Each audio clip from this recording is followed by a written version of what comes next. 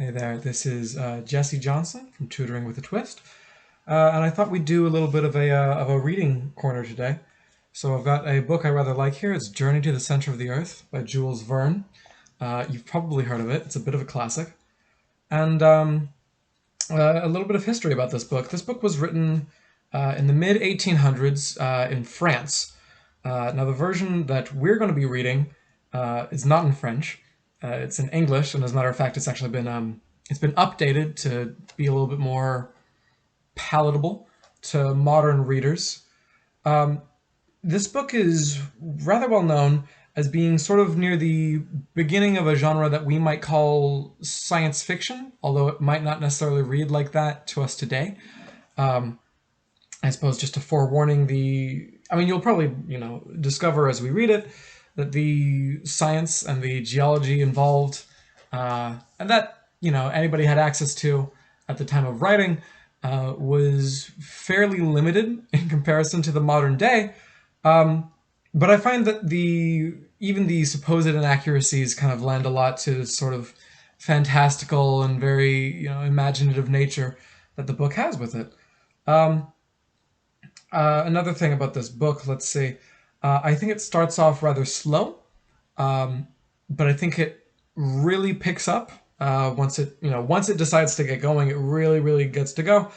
And even in the supposedly slower beginning, I think there's a lot to enjoy about it. I really like the characterization, and just in general the sort of almost whimsical, maybe relaxed walk through Northern Europe, I find to be very enjoyable. So without further ado, I just thought I'd jump right in to Journey to the Center of the Earth by Jules Verne. Chapter 1, The Professor and His Family.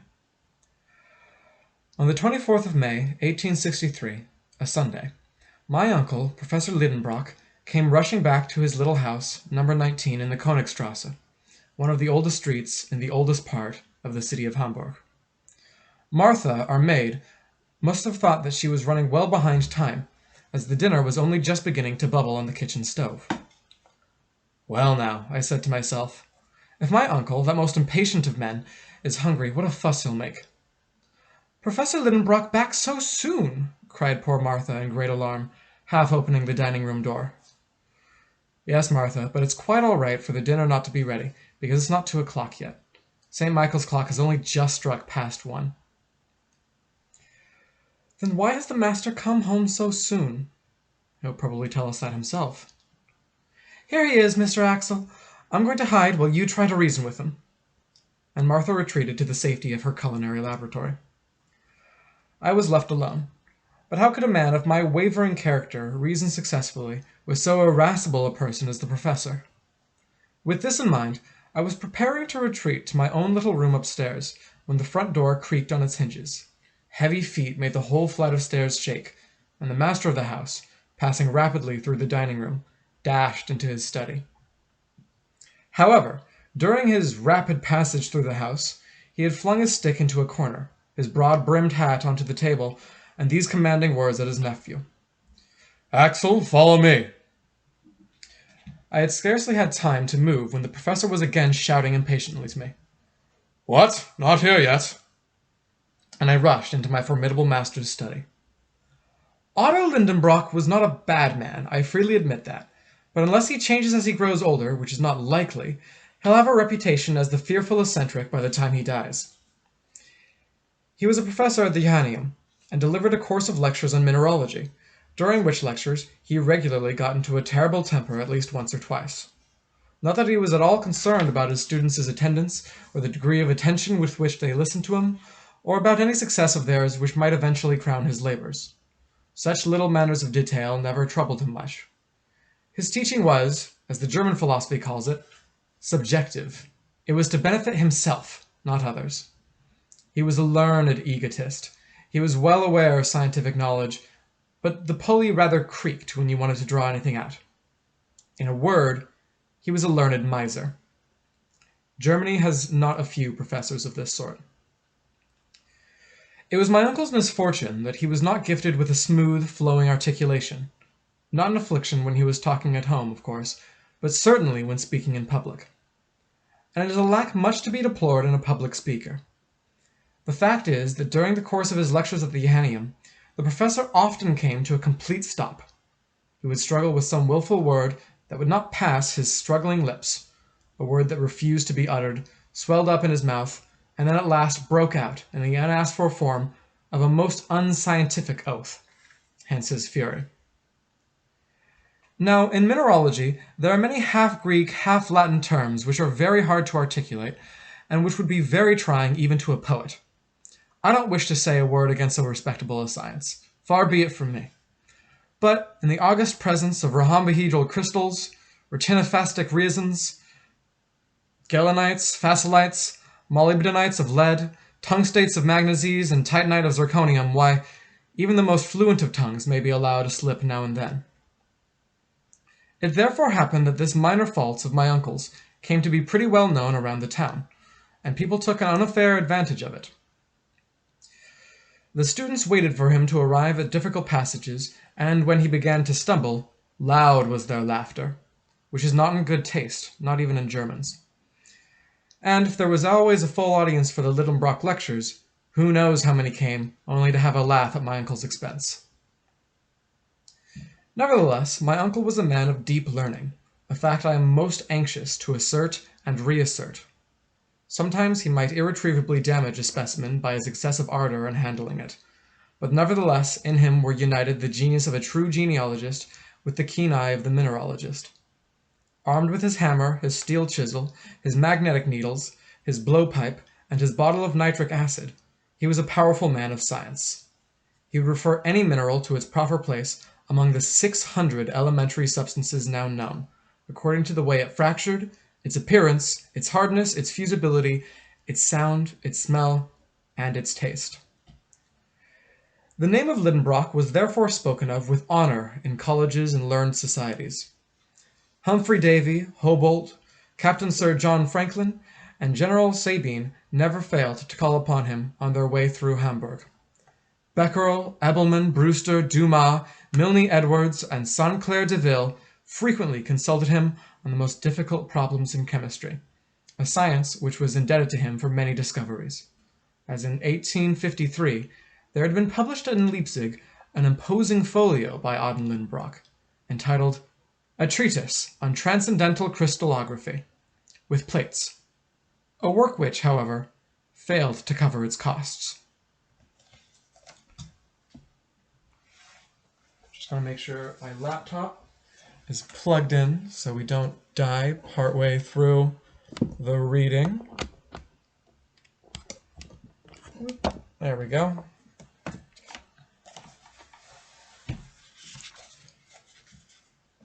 Picking back up.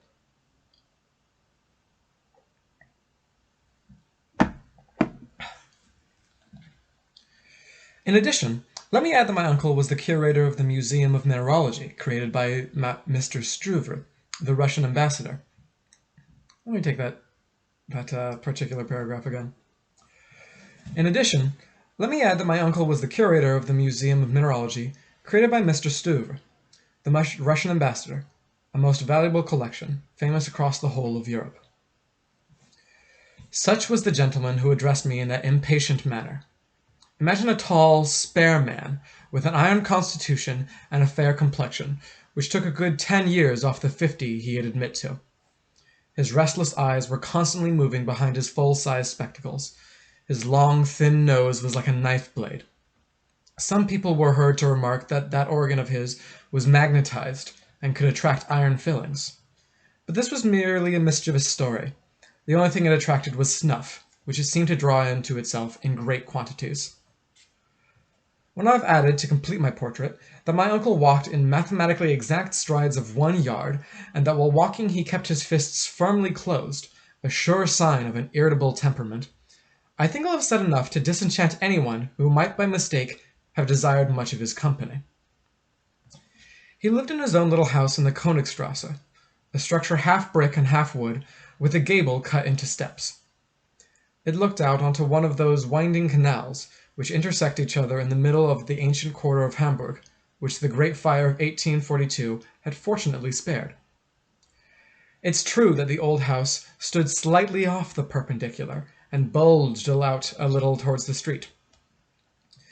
Its roof sloped slightly to one side, just like a student in the League of Virtue wore his cap down over one ear, and its lines lacked balance, but nonetheless it stood firm, thanks to an old elm which buttressed it at the front and which often in spring pushed its fresh blossoms through the windows.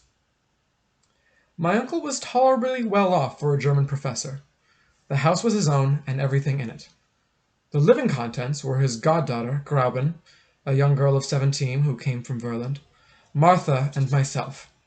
As his nephew and an orphan, I had become his laboratory assistant. I freely admit that I was extremely fond of genealogy and all its kindred sciences. The blood of a mineralogist was in my veins, and I was always happy amongst my specimens. In a word, a man could live happy enough in the little house in the Königstrasse, in spite of the restless impatience of its master, for although he was a little too excitable, he was very fond of me. But the man had no idea of patience. Nature herself was far too slow for him. In April, after he had planted the terracotta pots in his sitting room with mignonette and convolvulus seedlings, he would go and give them a little pull by their leaves to make them grow faster. In dealing with such an odd individual, there was nothing for it but prompt obedience. I therefore rushed after him to his study. Chapter 2.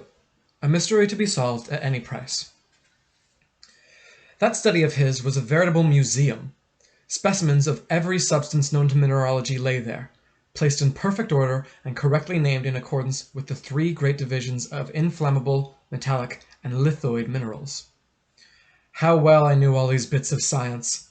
Many a time, instead of enjoying the company of boys my own age, I preferred dusting these graphites, anthracites, coals, lignites, and peats. There were bitumens, resins, and organic salts to be protected from the slightest speck of dust. There were metals from iron to gold, metals whose market value meant nothing in their absolute equality as scientific specimens. And there were stones, too, enough to completely rebuild the house in Königstrasse, even with an extra room, which would have suited me admirably. But on entering this study now, I was thinking of none of these wonders. My uncle alone filled my thoughts. He had flung himself into a velvet easy-chair and was holding a book which we were studying with immense wonder. "What a book! What a book!" he kept repeating. These exclamations brought to my mind the fact that my uncle was liable to occasional fits of bibliomania, but no old book had any value in his eyes unless it had the virtue of being unfindable, or, at the very least, unreadable. "Well, well, can't you see? I discovered this priceless treasure this morning while I was rummaging around at old Hevelicius the Jew's shop." "Oh, that's wonderful!" I replied with forced enthusiasm. What was the point of all this fuss about an old quarto bound in rough calfskin, a yellowish tome with a faded bookmark hanging from it? But there was no end yet to the professor's exclamations of admiration. "Look," he went on, both asking the questions and supplying the answers. "Isn't it a beauty? Yes, it's absolutely splendid. Did you ever see such a binding? Doesn't the book open easily? Yes, it lies flat open at any page. But does it shut equally well? Yes, because the binding and the leaves are flush, all in a straight line with no gaps or openings anywhere. And look at its spine, not a single crack in it after 700 years. Why, Bezerian Klaus or Purgold would have been proud of such a binding." While making these comments, my uncle sat opening and shutting the old tome. I had just to ask about its contents, although I really hadn't the slightest interest in what it was about. "And what's the title of this marvelous work?" I asked him with an effect of eagerness, which he must have been absolutely blind not to see through. "This work," replied my uncle with renewed enthusiasm, "this work is the Heimskringla of Snorre Turleson, the famous 12th century Icelandic writer. It is the chronicle of the Norwegian princes who ruled in Iceland." "Indeed!" I cried, keeping up the present pretense of enthusiasm. "And of course it's a German translation." "What?" replied the professor sharply. "A translation? What would I be doing with a translation? Who cares about a translation? This is the Icelandic original, in the magnificent idiomatic vernacular, which is both rich and simple, and admits an infinite variety of grammatical combinations and verbal modifications. Like German, I ventured. Yes, replied my uncle, shrugging his shoulders. But, in addition to all that, Icelandic has 3 genders, like Greek, and declinations of proper nouns, like Latin. Ah, I said, shaken a little out of my indifference. And is the type good? Type? What do you mean by talking about type, you clown? Type? Do you imagine it's a printed book, you ignorant fool?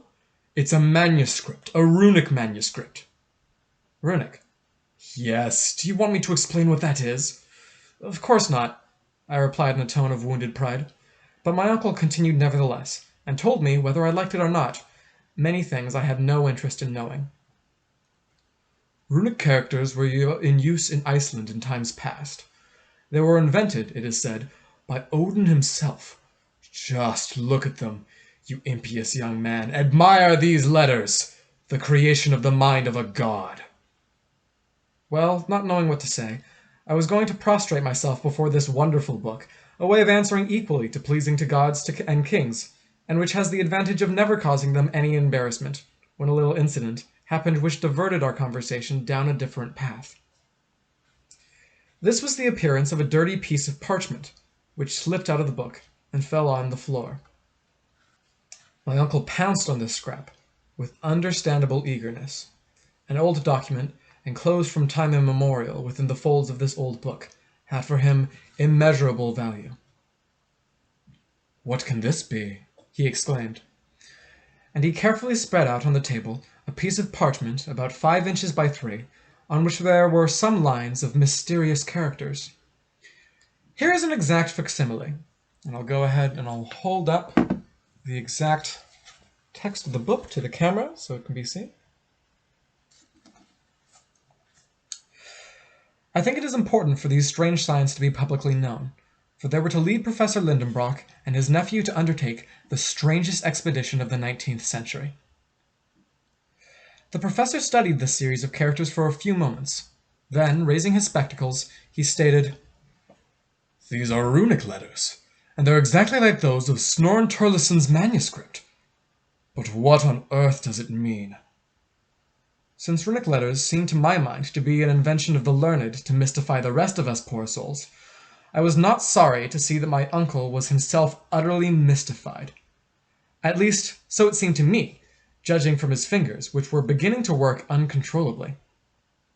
"But it's definitely Old Icelandic," he muttered between clenched teeth. And Professor Lindenbrock must have known that, for he was acknowledged to be quite a polyglot. Not that he was fluent in the 2,000 languages and 4,000 dialects which are spoken across the world, but he did nevertheless know his fair share of them. Faced with this difficulty, I could see he was going to give way to all the impetuosity of his character, and I was expecting a violent outburst, when the little clock over the fireplace struck 2 o'clock. At that moment, Martha opened the study door, saying, "The soup is ready." "The devil take your soup," shouted my uncle, "and the person who made it, and those who will eat it." Martha fled. I followed close behind, and, hardly knowing how I got there, I found myself seated in my usual place. I waited for a few moments. No professor came. Never within my memory had he missed the important ceremony of dinner. And what a good dinner it was, too. There was parsley soup, a ham omelette garnished with sorrel and nutmeg, and a fillet of veal, with compost of prunes. For dessert, sugared fruit, and the whole thing washed down with a good moselle. All this my uncle was going to sacrifice for a bit of old parchment. As an affectionate nephew, I considered it my duty to eat for him, as well as for myself, which I did most conscientiously. "I've never known such a thing," said Martha. "Professor Lindenbrock not eating." "Who would have believed it?" I said. "It means something serious is going to happen," said the old servant, shaking her head. In my opinion, it meant nothing more serious than the awful scene that would arise when my uncle discovered that his dinner had been eaten.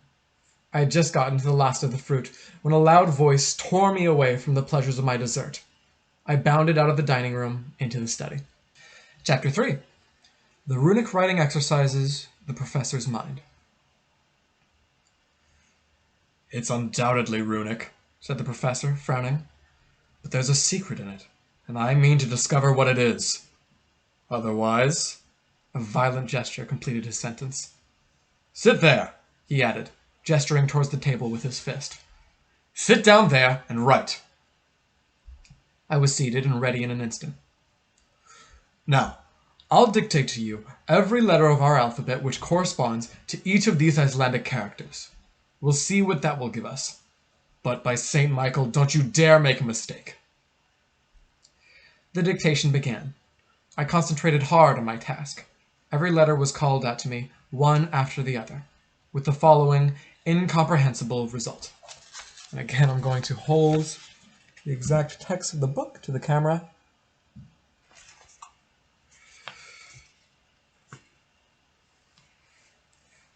When this work was completed, my uncle snatched the paper from me and examined it attentively for a long time. "What does it all mean?" he kept repeating. I swear to you I couldn't have enlightened him, but he didn't ask me anyway and went on talking to himself.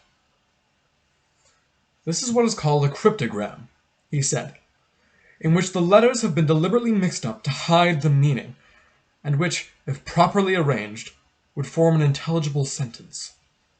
Just think, there may lie concealed here the clue to some great discovery."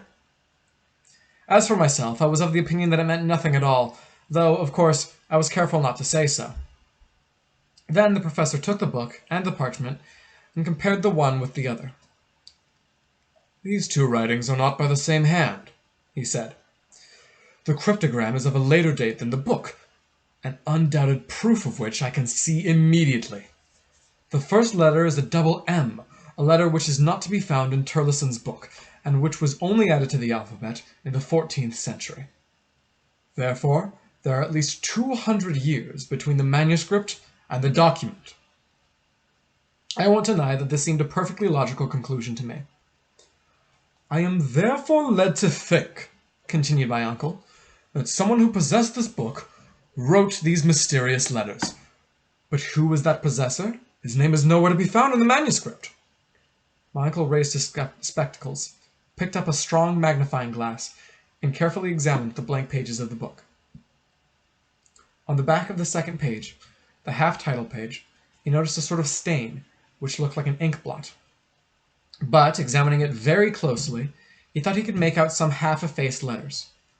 My uncle at once latched onto this as the main area of interest, and he worked on that blot until, with the help of his magnifying glass, he managed in the end to make out the following runic characters, which he read out to me with no hesitation.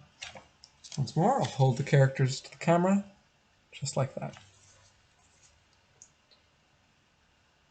"Arna Saknussemm," he cried in triumph. "Why, that's the name of another Icelander, a 16th century scholar, and celebrated alchemist." I looked at my uncle admirably. "Those alchemists," he went on, "Avicenna, Bacon, Lull, Paracelsus, were the real, indeed the only scientists of their time. They made discoveries which still rightly astonish us. Is it not possible that this Saknussemm has concealed in his cryptogram some surprising invention? It must be so. It is so." The professor's imagination caught fire at this hypothesis. "No doubt," I ventured to reply. "But why would he have hidden so marvelous a discovery this way?" "Why? Why? How should I know? Didn't Galileo do the same with regard to Saturn? We shall see. I'll get to the secret of this document, and I'll neither sleep nor eat until I have." My comment on this was a half-suppressed, "Oh dear." "Nor will you, Axel," he added. "Oh, good Lord," I said to myself. "It's a good thing I ate enough for two today. First of all, we must find out what the language this cipher was written in. That can't be difficult." At these words, I looked up quickly. My uncle went on with his soliloquy. "There's nothing easier. In this document, there are 132 letters, 79 consonants, and 53 vowels. This is the proportion found in the southern languages, whilst northern tongues are much richer in consonants. Therefore, this is a southern language. These were sensible conclusions, I thought. But what language is it? Here, I'd expected a display of learning, but what I got instead was profound analysis. This Saknussemm, he went on, was a well-educated man. Now, since he was not writing in his own mother tongue, he would naturally select the one which was currently adopted by the leading spirits of the 16th century. I mean Latin. If I'm mistaken, I can try Spanish, French, Italian, Greek, or Hebrew, but the scholars of the 16th century generally wrote in Latin. I therefore have the right to say a priori that this will be Latin. I almost jumped from my chair. My memories as a Latin scholar revolted against the notion that these barbarous words could belong to the sweet language of Virgil. Yes, it is Latin, my uncle went on, but it's a confused and mixed-up Latin. Fine then, I thought. If you can bring order out of that confusion, my dear uncle, you're a clever man indeed. Let's examine this carefully, he said again, picking up the sheet I had been writing on. Here is a series of 132 characters, in apparent disorder. There are words consisting of consonants alone, such as mm.rlls. Others, on the other hand, in which vowels predominate, as, for instance, the fifth, untief, or the last one, osaibo. Now, this arrangement has evidently not been planned. It has arisen mathematically, in obedience to some unknown rule which had governed the ordering of these letters. It seems certain to me that the original sentence was written properly and then scrambled according to a rule which we have yet to discover. Whoever possesses the key to this cipher will read it fluently. But what is that key? Axel, have you got it? I said not a word, and for very good reason. My eyes were fixed on a charming picture hanging on the wall, the portrait of Graben. My uncle's ward was at that time at Atlanta, staying with a relative, and in her absence I was very sad, for, I may confess to you now, the pretty Verlin girl and the professor's nephew loved each other with a patience and a calmness that were so very German. We'd become engaged without my uncle's knowledge. He was too much taken up with geology to be able to understand feelings like ours. Graben was a lovely, blue-eyed blonde, a rather serious girl, but that did not stop her from loving me deeply. As for her, As for me, I adored her, if there is such a word in the German language. So it was that the picture of my pretty Verlin girl instantly carried me away from the real world to a world of daydreams and memories. Once again, I could see the faithful companion of my labors and my leisure. Every day she helped me arrange my uncle's precious specimens. She and I labeled them together. Miss Graben was an accomplished mineralogist. She could have taught scientists a few things. She was fond of investigating abstruse scientific questions. What pleasant hours we'd spent in study together, and how often had I envisioned the very stones which she handled with her delightful fingers. Then, during our leisure hours, we would go out together and walk along the shady paths beside the Alster, and wander happily side by side up to the old windmill, which looked so splendid at the head of the lake.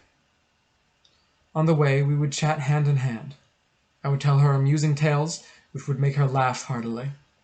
Then we would reach the banks of the Elbe, and after having said good-bye to the swans swimming gracefully among the white water-lilies, we would come back to the quay on the steamer.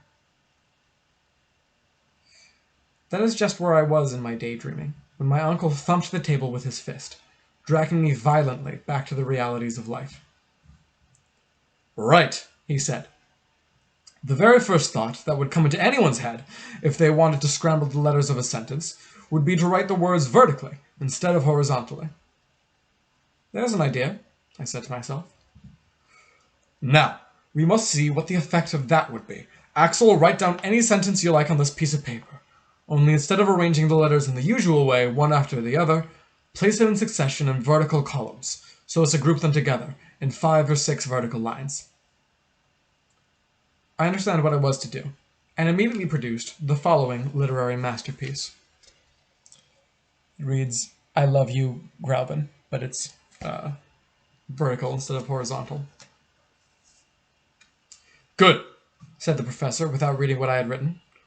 Now, write those words in a horizontal line. I did as I was told, with the following result.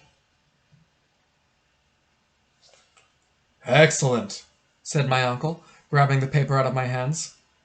This is beginning to look just like an ancient document. The vowels and the consonants are grouped together in equal confusion, and there are even capitals in the middle of words, and commas too, just like in Saknussemm's parchment. I consider my uncle's remarks highly ingenious. Now, said my uncle, looking straight at me, to read the sentence which you've just written, and with which I am wholly unacquainted, all I have to do is take the first letter of each word, then the second, then the third, and so on. And my uncle, to his great astonishment, and even more to mine, I love you, my little Graubin. What's this? Exclaimed the professor. Yes, indeed, without realizing what I was doing, like an awkward and unlucky lover, I had compromised myself by writing this unfortunate sentence. Ah, you're in love with Graubin, are you? He said, sounding just like a guardian should. Yes, no, I stammered. You love Graubin, he went on once or twice, as if in a dream. Well, let's apply the procedure I've suggested to the document in question. My uncle, becoming absorbed once again in his contemplations, had already forgotten my imprudent words. I say imprudent, because the great mind of so learned a man had of course no room for love affairs. Fortunately, the important business of the document was more pressing. At this very moment, for the crucial experiment arrived, the professor's eyes flashed through his spectacles. There was a quivering in his fingers as he grasped the old parchment. He was deeply moved. At last he gave a preliminary cough, and, with profound gravity, calling out in succession the first letter, then the second letter of each word, and so on, he dictated the following series of letters to me. As you can see, it is total gibberish. I must confess I felt extremely excited when we reached the end. These letters that my uncle had called out one at a time conveyed no meaning to my mind, so I was waiting for the professor to pompously unfold the magnificent but hidden Latin of this mysterious sentence. But who could have foreseen what was going to happen? A violent thump made the furniture rattle and spilt some ink, and my pen dropped from between my fingers. That's not it, shouted my uncle. It doesn't make any sense at all. Then, shooting across the study like a cannonball and going down the stairs like an avalanche, he rushed out into the Königstrasse and ran off. And that's the end of chapter 3, and I think that's where I'm going to call it for this session. Hope you're enjoying the book so far. Like I said, it is, I think it's a really charming little read. It's fairly short, so we are, certainly not half or anything, but already a good way through. And hopefully you'll join me next time for chapter 4, The Enemy to be Starved into Submission.